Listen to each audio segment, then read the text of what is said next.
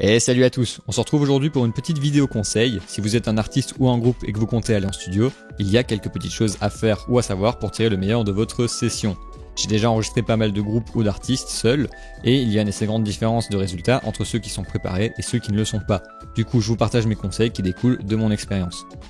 Et le premier conseil, qui est la base, c'est d'arriver à l'heure. Voilà, c'est pas compliqué, mais si vous louez un studio avec un ingénieur du son que vous arrivez en retard, c'est juste du temps perdu pour vous, c'est ennuyeux pour l'ingé son, du coup vous partez pas forcément du bon pied. Bref, arriver à l'heure, ça évitera pas mal de soucis et c'est bien plus rentable pour vous. On passe du coup directement au second conseil, répétez ses chansons avant la session. Même si vous êtes un musicien d'exception, si vous arrivez au studio le samedi à 8h et que vous découvrez votre partition, vous aurez de moins bons résultats que si vous connaissez votre chanson. Vous pourrez plus facilement donner une meilleure prestation si vous savez ce que vous faites et où vous allez. Ça évite aussi de faire 6000 prises du même instrument, ce qui devient assez vite frustrant. Bref, c'est tout bénef, donc n'hésitez pas à prendre quelques jours pour bien répéter les titres que vous allez enregistrer. Le troisième conseil, c'est d'accorder vos instruments avant les prises.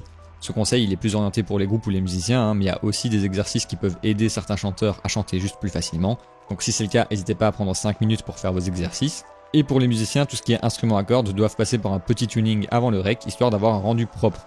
D'ailleurs, peu de gens le savent, mais la batterie, ça s'accorde aussi.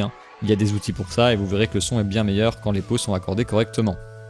On passe au quatrième conseil qui est travailler vos sons avant d'aller en studio. Si vous allez en studio avec des sons de guitare tout pétés, une guitare acoustique avec des cordes vieilles de 3 ans ou un tom qui résonne trop, il n'y aura pas de miracle. L'ingénieur du son, il n'est pas magicien, ça je peux vous le confirmer. Si vous travaillez vos sons, le résultat ne pourrait être que meilleur.